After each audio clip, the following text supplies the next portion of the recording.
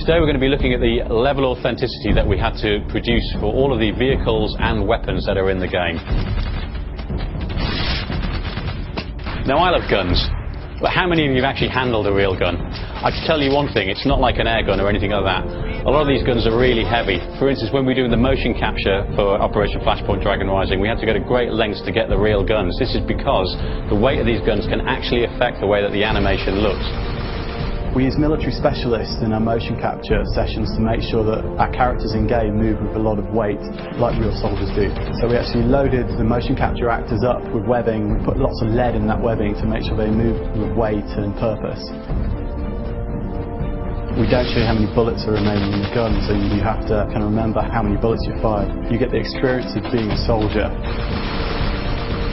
So every vehicle in Operation Flashpoint Dragon Rising has its own characteristics. By this I mean handling, look, turnout, weaponry, etc, etc.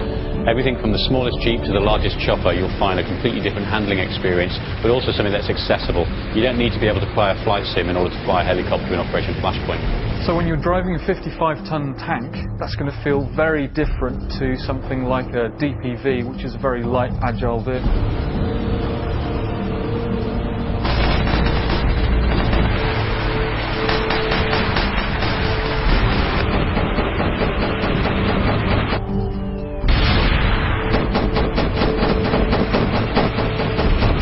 We've spent an awful lot of time researching these vehicles. We've had to capture their engine sounds, we have to get the right hue of paint. We've also, of course, had to take these brand new vehicles and actually beat up and weather them.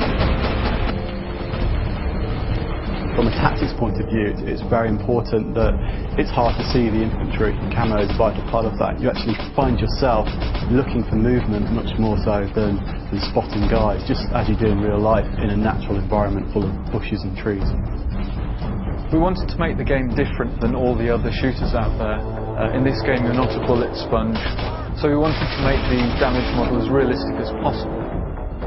The damage in Operation Flashpoint is pretty gruesome. It's pretty much realistic, so if you get hit by a large round, you're very likely to have serious trauma to your body. The visual point of view represents damage in several different visual stages. You've got blood that seeps through the clothes, then you've got catastrophic damage, which is actually losing of a limb. So you could have your head blown open, your torso opened up, you could lose a leg or an arm. And this is all represented and modelled realistically. For Operation Flashpoint, it's very important to get a really nice gritty style. In order to do that, we coined this phrase, war is seen through the lens.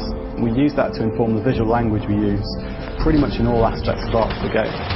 We use reportage photography, very striking black and white war photography that you've seen for all conflicts from World War II, Vietnam to modern day conflicts. That's typically very high contrast, black and white imagery, very striking. We use that to directly inform the look of the front end.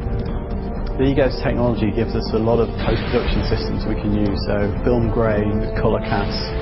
We use each of those to create a very, very unique aesthetic for each mission and each time of day.